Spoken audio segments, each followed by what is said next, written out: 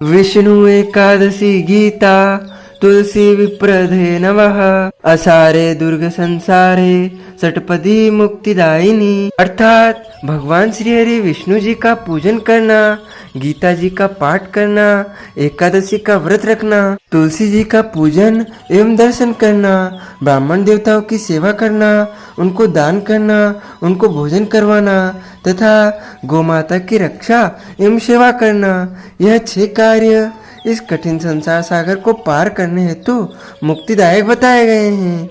इस बार कुछ पंचांग में एकादशी का व्रत 2 जून रविवार को बताया है, वहीं कुछ पंचांग में 3 जून 2024 सोमवार को बताया है। 2 जून को स्मार्त संप्रदाय के लिए व्रत बताया गया है और 3 जून को 2024 को सोमवार के दिन वैष्णव जनों के लिए व्रत बताया गया है। यदि आप हमारे मत के अनुसार एकादशी का व्रत रखते हैं तो आपको 3 जून 2024 सोमवार के दिन ही रखना चाहिए, क्योंकि हमारे धर्म ग्रंथों और पुराणों में, शास्त्रों में तथा विष्णु पंचक नाम का ग्रंथ में एकादशी का जो नियम बताए गए हैं उनका सभी वैष्णव जनों को पालन करना चाहिए। एकादशी 2 प्रकार की होती है। पहला प्रकार होता है संपूर्ण तथा दूसरा प्रकार होता है विद्या। संपूर्ण जिस तिथि में केवल एकादशी तिथि होती है, अन्य किसी तिथि का उसमें मिश्रण नहीं होता है, उसे संपूर्ण एकादशी के नाम से जाना जाता है। दूसरा होता है विद्या। विद्या में पुनः 2 प्रकार की एकादशी होती है। एक होती है पूर्व विद्या एकादशी, दूसरी होती पर विद्या एकादशी। पूर्व विद्या एकादशी 10वीं मिश्रित एकादशी को पूर्व विद्या एकादशी के नाम से जाना जाता है। यदि एकादशी के दिन अरुणोदय काल में यानी सूर्योदय से 1 घंटा 36 मिनट के समय में यदि 10वीं का नाम मात्र अंश भी रह गया हो तो ऐसी एकादशी पूर्व विद्या दोष युक्त होने के कारण वर्जित मानी गई है। यह एकादशी दैत्यों का बल बढ़ाने वाली एकादशी है और पुण्य का नाश करने वाली एकादशी है। पद्म पुराण में वर्णन किया गया है कि वासर 10वीं विद्मते नाम पुष्टि वर्धनम मयम नास्ति संदेह सत्यम सत्यम। पितामह 10वीं मिश्रित एकादशी दैत्य के बल को बढ़ाने वाली एकादशी मानी गई है। इसमें किसी भी प्रकार का कोई संशय नहीं है। और दूसरा प्रकार होता है परविद्या। द्वादशी मिश्रित एकादशी को परविद्या एकादशी कहते हैं। द्वादशी मिश्रित ग्रहवा संवृत्र एकादशी तिथि ही द्वादशी मिश्रित एकादशी सर्वदा ही ग्रहण करने योग्य है। इसीलिए वैष्णव जनों को, भक्त जनों को पराविद्या एकादशी यानी कि द्वादशी युक्त एकादशी का ही हमेशा व्रत करना चाहिए। कभी भी 10वीं युक्त एकादशी का व्रत नहीं करना चाहिए। द्वादशी युक्त एकादशी का व्रत करने से भक्ति में वृद्धि होती है। 10वीं मिश्रित एकादशी का व्रत करने से पुण्यों का नाश होता है, पुण्यों का क्षय होता है। एकादशी व्रत के विषय में पद्म पुराण में एक प्रसंग है कि जब भगवान वाराह और हिरण्यक्ष का युद्ध चल रहा था तो भगवान नारायण के बराबर प्रयास करने पर भी, बार-बार प्रयास करने पर ही हिरण्यक्ष का वध नहीं हो पा रहा था। तब भगवान ब्रह्मा जी ने भगवान नारायण से प्रश्न किया कि प्रायः यह असुर तो आपकी दृष्टि मात्र से को मृत्यु को प्राप्त हो जाना चाहिए, लेकिन ऐसा क्यों नहीं हो पा रहा है? आप इसका वध क्यों नहीं कर पा रहे हैं? आप इसे क्यों नहीं मार पा रहे हैं? तब भगवान श्री हरि बोले कि ब्रह्मा जी, शुक्राचार्य की माया से मोहित होने से कुछ ब्राह्मण 10वीं युक्त एकादशी का व्रत कर रहे हैं, क्योंकि 10वीं के दिन दैत्यों की उत्पत्ति हुई थी और एकादशी के दिन देवताओं की उत्पत्ति हुई थी। 10वीं युक्त एकादशी का व्रत करने से दैत्यों का बल बढ़ता है और एकादशी जो द्वादशी युक्त होती है उसका व्रत करने से देवताओं का बल बढ़ता है। ब्राह्मणों को 10वीं विद्या एकादशी का व्रत करने से राक्षसों का यानी दैत्यों का बल बढ़ रहा है और ये मृत्यु को प्राप्त नहीं हो पा रहा है। जो मनुष्य 10वीं युक्त एकादशी का व्रत करता है उसके अंदर आसुरी शक्ति बढ़ती है। इसीलिए कलयुग में सब लोग मोहित होकर के दसवीं विद्या एकादशी का व्रत करेंगे। इसलिए दुनिया में अशांति बनी रहेगी। जब माता सीता जी को लक्ष्मण जी वाल्मीकि ऋषि के आश्रम में छोड़कर के आए, तब माता सीता ने वाल्मीकि ऋषि से प्रश्न किया था कि हे ऋषिवर, मैंने अपने जीवन काल में कभी भी कोई गलत काम नहीं किया है, कोई पाप कर्म नहीं किया है, सदैव पतिव्रता रही और पति की सेवा की, फिर भी मेरे जीवन में इतने सारे कष्ट क्यों आए? तब वाल्मीकि जी ने सीता माता को जवाब दिया कि आपने कभी पूर्व जन्म में दसवीं विद्या एकादशी का ही व्रत किया था। उसी दिन भगवान पूजन अर्चन करके व्रत के नियमों का पालन किया था। इससे आपके पुण्य नहीं, आपके पाप में वृद्धि हो गई है। उसी का परिणाम आपको प्राप्त हुआ कि आपको अपने जीवन काल में बहुत सारे कष्टों को झेलना पड़ा। पुराणों में लिखा हुआ है कि दसवीं विद्या का व्रत करने से धन और पुत्र का विनाश होता है। एकादशी दसवीं विद्या अशुद्ध आसुरी शक्ति को बढ़ाने वाली है। इसीलिए उस दिन एकादशी का व्रत कदापि शास्त्र संबद्ध नहीं है।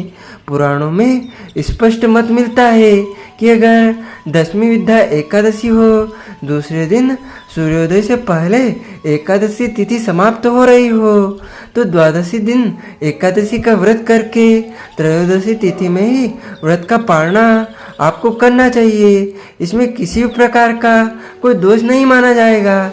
इसीलिए सदैव द्वादशी युक्त हरिवासर शुद्ध एकादशी का ही व्रत धारण करना चाहिए। कभी भी दसवीं युक्त एकादशी का व्रत बिल्कुल नहीं करना चाहिए। पूरे एक साल में 24 एकादशी आती है, लेकिन जिस साल अधिक मास या पुरुषोत्तम मास आता है, उस वर्ष 2 अधिक एकादशी होती है, यानी कुल मिलाकर के 26 एकादशी आती है। प्रत्येक महीने में 2 बार एकादशी आती है, एक कृष्ण पक्ष में, दूसरी शुक्ल पक्ष में। दोनों ही एकादशियों का भिन्न भिन्न महत्व हमारे धर्म ग्रंथों तथा पुराणों में बताया हुआ है। एकादशी का व्रत भगवान श्री हरि लक्ष्मी नारायण जी का परम प्रिय व्रत है। एकादशी का व्रत करने से मनुष्य के कई जन्मों के पाप जड़ से नष्ट हो जाते हैं तथा उनके पुण्यों का उदय होता है। जब मनुष्य के जन्म जन्मांतर के पाप नष्ट हो जाते हैं, तभी उन्हें सांसारिक एवं भौतिक सुखों की प्राप्ति होती है। जो भक्त एवं माताएं बहनें एकादशी का व्रत करते हैं, उनको अपने जीवन काल में यानी कम से कम 1 वर्ष की जब एकादशी हो जाए, उसके बाद एकादशी व्रत का उद्यापन अवश्य करवाना चाहिए। यदि स्वयं करवा सके तो अपने घर ब्राह्मण देवता को बुला करके विधिवत पूजन अर्चन उनसे करवा करके एकादशी व्रत का उद्यापन करवाएं। यदि नहीं करवा सकते हैं तो किसी विद्वान ब्राह्मण के द्वारा देवालय में, शिवालय में, आश्रम में, मंदिर में भी आप एकादशी व्रत का उद्यापन करवा सकते हैं। और यदि आप चाहें तो हमारे माध्यम से भी एकादशी व्रत का उद्यापन हमारे मंदिर में आप संपन्न करवा सकते हैं। इसे तो आप अपना नाम और गोत्र हमें व्हाट्सएप के माध्यम से भेजेंगे और नगद धनराशि हमारे फोन पे के माध्यम से भेजकर एकादशी व्रत का उद्यापन संपन्न करवा सकते हैं। जो भक्तजन एकादशी का व्रत करते हैं, उनको दसवीं तिथि से लेकर द्वादशी तिथि तक कुछ महत्वपूर्ण नियमों का पालन अनिवार्य रूप से करना चाहिए। लेकिन एक सवाल कई भक्तजनों के दिमाग में आता है कि यदि 2 दिन एकादशी है तो फिर दसवीं तिथि के नियमों का पालन कब करना चाहिए। तो आपको स्पष्ट रूप से बता दे कि यदि आप सोमवार के दिन एकादशी का व्रत करेंगे तो आपको दसवीं तिथि के सभी नियमों का पालन रविवार के दिन करना चाहिए। इस दिन आप भोजन कर सकते हैं और जो भी दसवीं तिथि के दिन नियम है, उन सभी नियम का निर्धारण आप उस दिन कर सकते हैं। और यदि आप रविवार के दिन एकादशी का व्रत रखेंगे तो आप दसवीं तिथि के सभी नियमों का पालन शनिवार को करें। वैसे तो नियम अनुसार सभी वैष्णव जनों को 3 तारीख के दिन ही एकादशी का व्रत करना चाहिए और 2 तारीख के दिन दसवीं तिथि के नियमों का पालन करना चाहिए तथा 4 तारीख के दिन एकादशी व्रत को खोलना चाहिए, यानी व्रत का पालना करना चाहिए। दसवीं तिथि के दिन एक समय शुद्ध एवं सात्विक भोजन करें तथा इस दिन चावल, शहद, लहसुन, प्याज, मांस, मदिरा, मसूर की दाल, कटहल की सब्जी का उपयोग नहीं करना चाहिए। दसवीं तिथि के दिन पराय अन्न अर्थात दूसरे के घर का भोजन नहीं करना चाहिए। यदि किसी कारणवश आपको दूसरे के घर का भोजन करना पड़े तो इसके निमित्त नगद धनराशि दान कर देंगे तो उसका दोष नहीं लगेगा। दसवीं तिथि के दिन ब्रह्मचर्य व्रत का पालन करना चाहिए। एकादशी के दिन सुबह जल्दी उठ करके स्नान करके पूजा अर्चना करके एकादशी व्रत का संकल्प धारण करना चाहिए। पद्म पुराण के उत्तरखंड के अध्याय 64 में श्लोक नंबर 34 में लिखा हुआ है कि एकादश्याम निराहार स्थित्वाहम परेहनि भोक्ष्यामि पुंडरीकाक्ष शरणम में भव अच्युत। हे कमल नयन, हे भगवान वासुदेव, हे माधव, हे भगवान अच्युत, मैं एकादशी के दिन निराहार रह करके व्रत रख करके दूसरे दिन ही भोजन करूँगा। इस प्रकार यदि आपने मन में निश्चय कर लिया तो भी आपको एकादशी व्रत का संकल्प हो जाएगा। लेकिन यदि आपके घर में आपके निवास स्थान पर संकल्प करने की व्यवस्था है तो आप शुद्ध घी का दीपक जलाएं तथा पूजा स्थल पर आसन बिछाएं या पूर्व दिशा की तरफ मुंह कर लें या उत्तर दिशा की तरफ मुंह कर ले और अपने सामने पूजा की थाली में चंदन अक्षत के स्थान पर जव तिल रखे, तुलसी जी का पत्ता रखे, पीला पुष्प रखे, दक्षिणा रखे, सुपारी रखे, शुद्ध जल हाथ में लेकर के हाथ की मुद्रा को इस प्रकार करे सामने की ओर और हाथ के मध्य भाग में सबसे पहले जल रखे, सुपारी रखे, सिक्का रखे, पीला पुष्प रखे, तुलसी जी का पत्ता रखे, जव तिल रखे, अक्षत के स्थान पर रख करके आपको 3 बार बोलना है ओम विष्णवे नमः, ओम विष्णवे नमः, ओम विष्णवे नमः। ओम तिथिर्विष्णुस्तथा वारो नक्षत्रं विष्णुरेव च योगश्च कारणं चैव सर्वं मयं जगत्। ओम विष्णुर्विष्णुर्विष्णुः श्रीमद्भगवतो महापुरुषस्य विष्णुराज्ञः प्रवर्तमानस्य अद्य श्री ब्रह्मणोरिधि द्वितीयपरार्धे श्री श्वेतार्कल्पे वैवस्वन्वन्तरे अष्टवसन्तमे कलियुगे कलि प्रथम चरणे जम्बूद्वीपे भारतखंडे भारतवर्षे आर्यवर्तेक देशांतर्गत ब्रह्मवर्तेक देशे अवंतिकायां विशाला क्षेत्रे उज्जैन मंडलांतर्गत देवास नामनी नगरे संवत 2081 मासानां मासे पुण्य पवित्र मासे ज्येष्ठ मासे ही कृष्ण पक्षे ही अद्ययः एकादश्यां तद उपरांत द्वादश्यां पुण्यतिथ्यो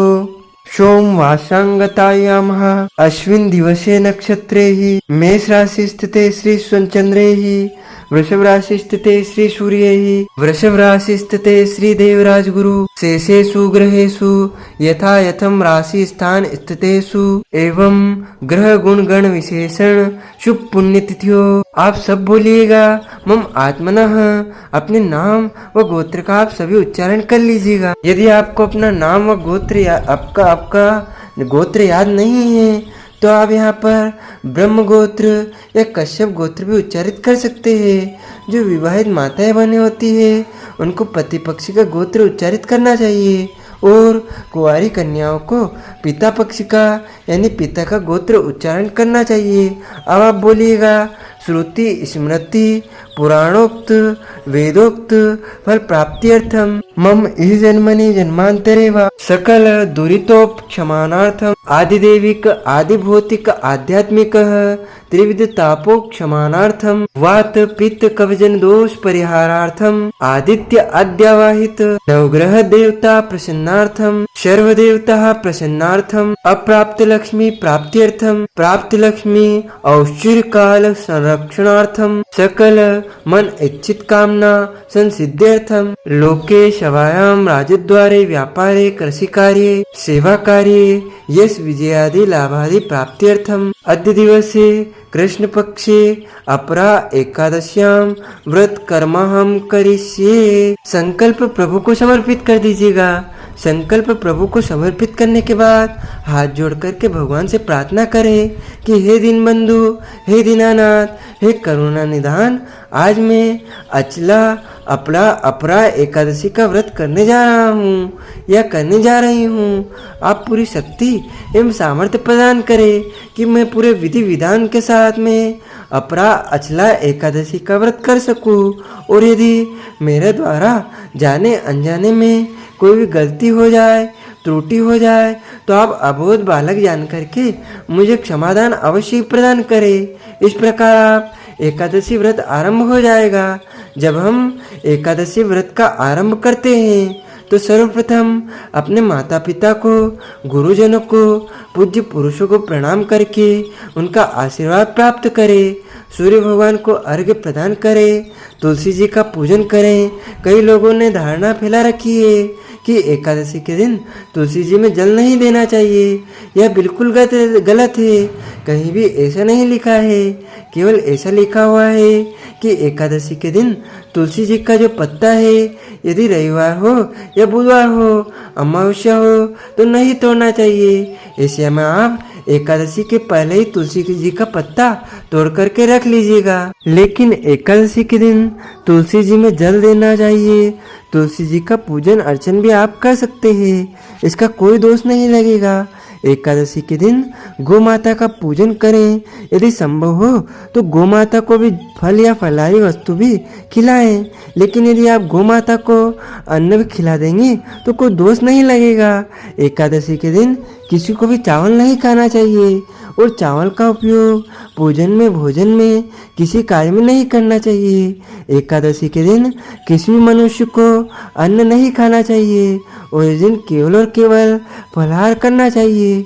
सर्वोत्तम फलाहार गाय का दूध एवं फल माने गए हैं। इसके अलावा मूंगफली दाना, आलू, सभी प्रकार के फल, ड्राई फ्रूट्स, मखाना इत्यादि को भी फलाहार की श्रेणी में माना गया है। फलाहार में कभी भी हल्दी का उपयोग नहीं करना चाहिए। फलाहार में फलाहारी नमक का ही उपयोग करना चाहिए, सादे नमक का उपयोग नहीं करना चाहिए। चाय, काफ़ी, दूध पी सकते हैं, कोई दोष नहीं लगेगा। यदि आप चाहें तो एक समय फलाहार करें, 2 समय करें, 3 समय करें, जितना चाहे फलाहार करें, लेकिन अन्न का सेवन बिल्कुल ना करें। एकादशी के दिन आप खीरा ककड़ी भी खा सकते हैं। इसके अलावा अन्य सभी प्रकार के जो फल होते हैं वह भी आप उपयोग कर सकते हैं। एकादशी के दिन झूठ ना बोले, क्रोध ना करे, लड़ाई झगड़ा, वाद विवाद बिल्कुल ना करे। अपने घर में लहसुन, प्याज, मांस, मदिरा का उपयोग बिल्कुल नहीं करना चाहिए। ब्रह्मचर्य व्रत का पालन करना चाहिए। दाढ़ी कटिंग व शेविंग बिल्कुल ना करवाएं। नाखून ना काटे। शरीर के अंग के कोई भी बाल काटना या कटवाना वर्जित माना गया है। एकादशी के दिन किसी भी का अपमान, आपको अनादर ना करना चाहिए। सोना नहीं चाहिए। दिन में, रात्रि में जागरण करें। पूजन पाठ संपन्न करने के बाद, कथा सुनने के बाद ब्राह्मण को दक्षिणा अवश्य प्रदान करना चाहिए। और यदि आपके घर में ठाकुर जी का विशेष पूजन अर्चन होता हो तो आप उस विधि से पूजन अर्चन करें। यदि नहीं होता है तो एक चौकी के ऊपर पीला या लाल कपड़ा बिछा करके मध्य भाग में श्री हरिनारायण को आप स्थापित उनके विग्रह का या मूर्ति का स्थापन करें, जैसे राधा कृष्ण जी का या बाल गोपाल जी का या लड्डू गोपाल जी का या फिर भगवान राम जी का या लक्ष्मी नारायण जी का पूजन अर्चन करें। उनके सीधे हाथ की तरफ गेहूं की ढेरी रख करके तांबा, पीतल या अन्य पवित्र धातु का या मिट्टी का कलश स्थापित करके उसमें आम के पत्ते रख करके, नारियल रख करके कलश का पूजन करें। सर्वप्रथम गौरी गणेश का पूजन अर्चन करें, उसके बाद कलश का पूजन अर्चन करें, उसके पश्चात भगवान श्री हरि नारायण के विग्रह का पूजन अर्चन करें और कथा का श्रवण करें। कथा हमेशा ब्राह्मण देवता के मुख से ही सुनना चाहिए, क्योंकि ब्रह्म वाक्य जनार्दनम। ब्राह्मण देवता के मुख से आप कथा का श्रवण करेंगे तो आपको श्री हरि नारायण के श्री मुखारविंद से कथा सुनने का पुण्य फल प्राप्त होगा। क्योंकि ब्रह्म वाक्य जनार्दनम। और कथा सुनने के बाद ब्राह्मण देवता को यथाशक्ति दान दक्षिणा अवश्य प्रदान करे। और यदि संभव हो तो अगले दिन जब हम व्रत का पारणा करते हैं उस दिन हमको ब्राह्मण देवता को घर बुला करके भोजन करवाना चाहिए। यदि भोजन करवाना संभव नहीं है तो ऐसे में आटा चावल सीधा सामग्री दाल का आप दान करें। और यदि वस्तु भी दान नहीं कर पाते हैं तो आप एकादशी व्रत का पारने के निमित्त ब्राह्मण देवता को नगद धनराशि भोजन के निमित्त प्रदान करके भी आप व्रत का पारणा आप कर सकते हैं। एकादशी का व्रत पारणा जब किया जाता है तो उस दिन सुबह जल्दी उठना चाहिए और भगवान का पूजन अर्चन करके मानसिक रूप से संकल्प धारण करें। यदि आप यात्रा में हैं या कहीं बाहर है, कोई व्यवस्था नहीं है पारणा करने की, तो आप केवल जल पीकर भी भगवान का स्मरण करके भी एकादशी व्रत का पारणा कर सकते हैं। एकादशी का व्रत का पारणा अगले दिन कोई और व्रत हो, जैसे प्रदोष का व्रत है या मंगलवार अथवा सोमवार का व्रत है, तो ऐसे में आप फल या फलहारी वस्तु से एकादशी व्रत का पारणा कर सकते हैं। जल से भी आप व्रत का पारणा कर सकते हैं। तुलसी पत्र खाकर भी आप व्रत का पारणा कर सकते हैं। लेकिन ध्यान रखिए, तुलसी जी के पत्ते को कभी भी चबाना नहीं चाहिए, गलना नहीं चाहिए, दांत नहीं लगाना चाहिए तुलसी जी के पत्ते को। और एकादशी व्रत का पारणा आप सूखा मेवा, ड्राई फ्रूट इत्यादि से भी कर सकते हैं। और अगले दिन कोई और व्रत नहीं है तो आप भोजन से भी, दाल चावल रोटी शुद्ध पवित्र भोजन से भी एकादशी व्रत का पारणा कर सकते हैं। लेकिन ध्यान रखिए, एकादशी व्रत का पारणा जिस दिन किया जाता है उस दिन चावल खाने का विशेष विधान है, क्योंकि दशमी और एकादशी 2 दिन तक हम चावल नहीं खाते या सेवन चावल का नहीं परित्याग करते हैं। ऐसे में पारणा वाले दिन हमको अनिवार्य रूप से चावल खाना चाहिए। यदि पारणा वाले दिन कोई और व्रत हो तो शाम को जब आप भोजन करें उस समय भी आप चावल का उपयोग भोजन में कर सकते हैं, इसका कोई दोष नहीं है। लेकिन ध्यान रखें, पारणा वाले दिन किसी भी मनुष्य को लहसुन प्याज मांस मदिरा का उपयोग बिल्कुल नहीं करना चाहिए। साथ ही एक बात का और हम आपको बता दें कि यदि आपके घर परिवार में जन्म अथवा मृत्यु का सूतक पहले से लगा हुआ है या अचानक लग जाता है तो ऐसी परिस्थिति में भी आपको एकादशी का व्रत अवश्य करना चाहिए। माताएं बहनें रजस्वला धर्म मासिक धर्म या पीरियड अवस्था में है तो उनको भी एकादशी व्रत धारण करना चाहिए। लेकिन अशुद्ध अवस्था में, सूतक की अवस्था में, पीरियड की अवस्था में भगवान का स्पर्श या पूजन कार्य नहीं करना चाहिए। यदि गर्भवती माताएं बहनें एकादशी का व्रत करना चाहती है तो अच्छी प्रकार से फलाहार करके या फलाहारी वस्तु खा करके वो भी एकादशी व्रत धारण कर सकते हैं, इसमें कोई दोष नहीं है। वैसे तो सभी नियमों का पालन करके एकादशी व्रत का आपको करना चाहिए। लेकिन यदि आपके शरीर में कोई रोग है, कोई पीड़ा है, कोई व्याधि है और आपको दवाई लेनी है तो कोई दोष नहीं लगेगा। दवाई खाने का कोई दोष नहीं लगता है, जल पीने का कोई दोष नहीं लगता है। वैसे तो निर्जला जो एकादशी होती है उस दिन ही आपको निर्जला व्रत करना चाहिए। लेकिन कई भक्तजन श्रद्धा और भक्ति से सभी एकादशियों में या कुछ एकादशियों में निर्जला एकादशी का व्रत करते हैं। लेकिन ध्यान रखें, यदि उनका शरीर साथ नहीं देता है तो उनको निर्जला बिल्कुल नहीं करना चाहिए, क्योंकि मनुष्य का सर्वप्रथम कर्तव्य है अपने शरीर की रक्षा करना। मनुष्य का सर्वप्रथम धर्म होता है अपने शरीर की रक्षा करना, क्योंकि हमारे शरीर में आत्मा के अंदर परमात्मा का निवास है। इसीलिए उन परमात्मा का ध्यान रखते हुए, उनकी रक्षा करते हुए हमें व्रत धारण करना चाहिए। बहुत अधिक व्रत का उपवास बिल्कुल मत करें, बहुत कठोर उपवास भी ना करना चाहिए। यदि एकादशी व्रत करने में आप सामर्थ्यवादी नहीं हो तो केवल व्रत कथा भी यदि आप सुन लेंगे तो भी आपको एकादशी व्रत का पूरा पुण्य प्राप्त होगा। और व्रत कथा सुनने के बाद ब्राह्मण देवता को यथाशक्ति दान दक्षिणा भी अवश्य प्रदान कर देंगे, तो भी आपको एकादशी व्रत का पूरा पुण्य प्राप्त होगा। क्योंकि एकादशी व्रत कथा से भी एकादशी व्रत का पुण्य प्राप्त हो जाता है। और एकादशी तिथि यदि समाप्त हो जाए तो भी आप अगले दिन ही व्रत का पालना करना चाहिए। कई लोग कहते हैं कि एकादशी तिथि तो समाप्त हो गई है, फिर हम व्रत खोल सकते हैं। ऐसा बिल्कुल नहीं है। एकादशी व्रत ब्रह्म मुहूर्त आरंभ होकर के अगले दिन सूर्योदय तक लगातार जारी रहता है। और इस बार अपरा एकादशी का व्रत, अचला एकादशी का व्रत 3 जून 2024 सोमवार के दिन ही सभी भक्तजनों माताओं बहनों को करना चाहिए। और अगले दिन ही एकादशी व्रत का पालना आपको करना है। अब हम आप सभी को अपरा एकादशी, अचला एकादशी की व्रत कथा सुनाने जा रहे हैं। बोलिए श्री लक्ष्मी नारायण भगवान की जय। कथा प्रारंभ करने के पहले गुरुदेव की स्तुति करेंगे और प्रभु से प्रार्थना करेंगे ताकि गुरुदेव की कृपा एवं भगवान का भरपूर आशीर्वाद हमारे ऊपर सदैव बना रहे। गुरुर् ब्रह्मा गुरुर्विष्णु गुरुर्देवो महेश्वरः गुरु साक्षात् परब्रह्म तस्मै श्री गुरुवे नमः। श्री अखंड मंडलाकारं व्याप्तनेन चराचरं तत्पदं दर्शितं येन तस्मै श्री गुरुवे नमः।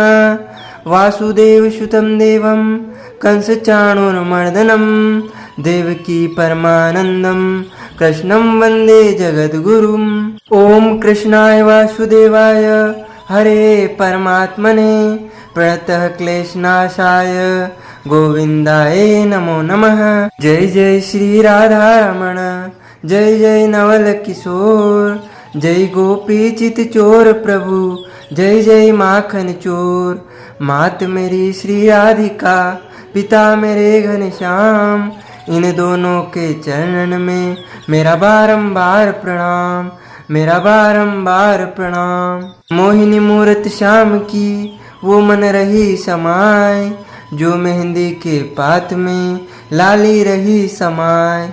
धन यौवन के दिन उड़ जाएंगे जैसे उड़े कपूर, मन मूरख तू राम भज क्यों चाटे जगदूर। राम कृष्ण तो एक है अंतर नहीं निमेष, इनके नयन गंभीर है उनके चपल विशेष। राधे तू बड़ भागिनी कौन तपस्या कीन, तीन लोक तारण प्रभु सो तेरे अधीन।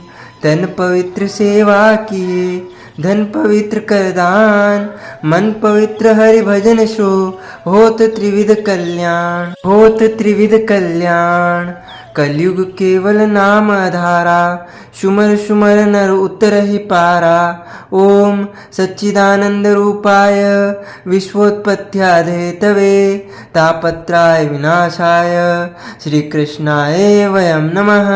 बोली श्री लक्ष्मी नारायण भगवान की जय, श्री द्वारकाधीश भगवान की जय, श्री वृंदावन बिहारी लाल की जय, श्री बालकृष्ण लाल की जय, श्री गिरिराज धरण की जय, गोवर्धन नाथ भगवान की जय, श्री श्याम सुंदर यमुने महारानी की जय, जगत गुरु श्री वल्लभाधीश की जय, गोसाई जी परम दयाल की जय, श्री गुरुदेव की जय, लाडले लाल की जय, आज के आनंद की जय। एक समय की बात है, नैमिषारण्य क्षेत्र में सोनकादिक 88,000 ऋषि बैठे हुए हैं और श्री सूत जी महाराज उन सभी को संबोधित कर रहे हैं, विभिन्न पुराणों की कथा सुना रहे हैं। उन 88,000 ऋषियों में से एक ऋषि ने सूत जी महाराज को प्रणाम करके उनसे प्रश्न किया कि हे ऋषिवर, आपके श्री मुखारविंद से हमने अनेकों कथाओं का श्रवण किया है। आज हम आपके श्री मुखारविंद से ज्येष्ठ मास के कृष्ण पक्ष की एकादशी की व्रत कथा सुनना चाहते हैं। सूत जी महाराज कहते हैं कि आपने अति उत्तम प्रश्न किया है। मैं ब्राह्मण पुराण में वर्णित इस कथा को आप सभी को सुनाने जा रहा हूँ। सूत जी महाराज कहते हैं कि एक समय की बात है, राजा युधिष्ठिर भगवान श्री कृष्ण को प्रणाम करके कहते हैं कि हे भगवान, ज्येष्ठ मास के कृष्ण पक्ष की एकादशी का क्या नाम है तथा उसका क्या महात्मा है और उसकी व्रत कथा क्या है, मैं आपके श्री मुखारविंद से विस्तार पूर्वक श्रवण करना चाहता हूँ। भगवान श्री कृष्ण कहने लगे कि हे राजन, इस एकादशी को अचला एकादशी, अपरा एकादशी दो नामों से पुकारा जाता है। ब्रह्मा पुराण में के अनुसार ज्येष्ठ मास के कृष्ण पक्ष की एकादशी अपरा एकादशी है, क्योंकि यह एकादशी मनुष्य के जीवन में अपार सुख संपत्ति, शांति, समृद्धि एवं धन देने वाली है। जो मनुष्य इस व्रत को विधि विधान से करते हैं वह इस संसार में प्रसिद्ध हो जाते हैं, अपार सुख शांति समृद्धि को प्राप्त करते हैं। इस दिन भगवान त्रिविक्रम की पूजा की जाती है। एकादशी व्रत के प्रभाव से ब्रह्म हत्या, भूत योनि, दूसरे की निंदा आदि सबके सब पाप नष्ट हो जाते हैं। इस व्रत को करने से पर स्त्री गमन, झूठी गवाही देना, झूठ बोलना, झूठे शास्त्र पढ़ना या बनाना, झूठा ज्योतिषी बनना या झूठा वैद्य बनाना आदि सारे पाप नष्ट हो जाते हैं। जो क्षत्रिय युद्ध से भाग गए हैं वे नरकगामी होते हैं, परंतु अपरा एकादशी का व्रत करने से वह भी स्वर्ग को प्राप्त हो जाते हैं। जो शिष्य गुरु से दीक्षा ग्रहण करते हैं फिर उनकी निंदा करते हैं वह अवश्य ही नरकगामी होते हैं, वे नरक में पड़ते हैं। मगर अपरा एकादशी का व्रत करने से वह भी इस पाप से मुक्त हो जाते हैं। कभी भी अपने गुरु की निंदा नहीं करना चाहिए। जो फल तीनों पुष्कर से कार्तिक पूर्णिमा को स्नान करने से या गंगा तट पर पितरों को पिंडदान करने से प्राप्त होता है, वही फल अपरा एकादशी का व्रत करने से मनुष्य को सहज ही प्राप्त हो जाता है। मकर राशि में जब सूर्यदेव विराजित होते हैं, ऐसे शुभ समय में तीर्थराज प्रयागराज में स्नान करने से, शिवरात्रि का व्रत करने से, सिंह राशि के बृहस्पति में गोमती नदी में स्नान करने से, कुंभ राशि में जब सूर्यदेव रहते हैं, ऐसे शुभ समय में केदारनाथ के दर्शन करने से या बद्रीनाथ, श्रीनाथ के दर्शन करने से, सूर्य ग्रहण में कुरुक्षेत्र के स्नान से, स्वर्ण दान करने से अथवा अर्ध प्रसूता गोदान से जो फल मिलता है वही फल अपरा एकादशी के व्रत से मनुष्य को सहज ही प्राप्त हो जाता है। यह व्रत पाप रूपी वृक्ष को काटने के लिए कूड़ी के समान माना गया है। पाप रूपी धन को जलाने के लिए अग्नि, पाप रूपी अंधकार को मिटाने के लिए सूर्य के समान, को मारने के लिए सिंह के समान, यानी कि मृगों को मारने के लिए सिंह के समान मनुष्य के पापों से डरते हुए अपरा एकादशी का व्रत अवश्य करना चाहिए। अपरा एकादशी का व्रत तथा भगवान का पूजन करने से सभी पापों से छूट करके भगवान से हरि विष्णु के लोक को, वैकुंठ लोक को, परम धाम को प्राप्त हो जाता है और मनुष्य को इस संसार में धर्म, अर्थ, काम और अंत समय में मोक्ष पद की प्राप्ति होती है। भगवान श्री कृष्ण कहते हैं कि इस एकादशी की जो प्रचलित कथा है, लौकिक कथा है, उसमें बताया गया है कि प्राचीन काल में महिध्वज नामक एक धर्मात्मा राजा था। उसका छोटा भाई वज्रध्वज बड़ा ही क्रूर, अधर्मी तथा अन्यायी था। वह अपने बड़े भाई से दुश्मनी रखता था, द्वेष रखता था। उस पापी ने एक दिन रात्रि में अपने बड़े भाई की हत्या करके उसकी देह को एक जंगली पेड़ के नीचे गाड़ दिया। इस अकाल मृत्यु से राजा प्रेतात्मा के रूप में उसी पीपल पर निवास करने लगा और अनेक प्रकार के उत्पात करने लगा। एक दिन अचानक धूम नामक ऋषि वहां से गुजर रहे थे। उन्होंने उस प्रेत को देखा और तपोबल से उसके अतीत को जान लिया। अपने तपोबल से प्रेत उत्पात का कारण उन्होंने समझ ऋषि ने प्रसन्न होकर के उस प्रेत को पीपल के पेड़ से उतारा तथा लोक विद्या का उपदेश दिया। दयालु ऋषि ने राजा की प्रेत योनि से मुक्ति के लिए स्वयं ही अपरा एकादशी का, अचला एकादशी का व्रत किया और उसे आग से अधोगति से छुड़ाने के लिए सारा एकादशी का पुण्य उसे अर्पण कर दिया। इस पुण्य के प्रताप के प्रभाव से राजा की प्रेत योनि मुक्त हो गई और वह ऋषिवर को प्रणाम करके धन्यवाद देता हुआ दिव्य देह को धारण करके पुष्पक विमान में बैठ करके परम धाम स्वर्ग लोक को चला गया। भगवान श्री कृष्ण कहते हैं कि हे राजन, यह अपरा एकादशी की कथा मैंने लोकहित के लिए आपको सुनाई है। इसे सुनने अथवा पढ़ने से मनुष्य के सारे पाप नष्ट हो जाते हैं। इसमें किसी प्रकार का कोई संशय नहीं है। बोलिए श्री लक्ष्मी नारायण भगवान की जय। अच्युतम केशवम राम नारायणम श्री कृष्ण दामोदरम वासुदेवम हरे श्रीधरम माधवम गोपिका वल्लभम श्री जानकी नायकम श्री रामचंद्रम भजे जानकी मनोहरम सर्वलोकनायकम श्री शंकरादि सेवितम पुण्य नाम कीर्तनम श्री राम राम राम राम राम नाम तायकम रामा कृष्ण वासुदेवा भक्ति मुक्तिदायकम रामा कृष्ण वासुदेवा भक्ति मुक्तिदायकम। हरे राम राम राम हरे हरे हरे कृष्ण कृष्ण कृष्ण हरे हरे श्री कृष्ण गोविंद हरे मुरारी हे नाथ नारायण वासुदेवा हे नाथ नारायण वासुदेवा हे नाथ नारायण वासुदेवा। बोलिए श्री कृष्णचंद्र भगवान की जय, श्री लक्ष्मी नारायण भगवान की जय, वृंदावन बिहारी लाल की जय, लाडले लाल की जय, सावरिया सेठ की जय।